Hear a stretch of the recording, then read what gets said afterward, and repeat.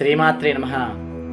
ఎవరైనా గర్భిణీ స్త్రీలుంటే వారు ఎటువంటి భగవతారాధన చేయాలి, ఎటువంటి శ్లోకాన్ని పఠించాలి, మరి ఆ గర్భిణీ స్త్రీలకి కొన్ని నియమాలు ఉంటాయి కదా, ఆ నియమాలు పాటిస్తూ భగవతారాధన చేస్తూ ప్రశాంతంగా ఉండాలి అంటే ఇప్పుడు నేను చెప్పబోయేటువంటి శ్లోకాన్ని ప్రతినిత్యం పారాయణం చేయడం ద్వారా, ఆ శ్లోకాన్ని నేర్చుకొని పఠించడం ద్వారా సంతానం మంచిగా ఉంటుంది.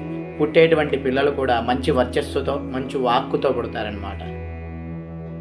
శ్రీరామ రామ రఘునందన రామ రామ, శ్రీరామ రామ భరతాగ్రజ రామ రామ, శ్రీరామ రామ రణకర్కశ రామ రామ, శ్రీరామ రామ శరణం భవ రామ రామ, శ్రీరామ రామ జయ రామ రామ రామ. ఈ శ్లోకాన్ని పఠించి యోగ్యమైన సంతానాన్ని పొందండి. శ్రీమాత్రే నమః.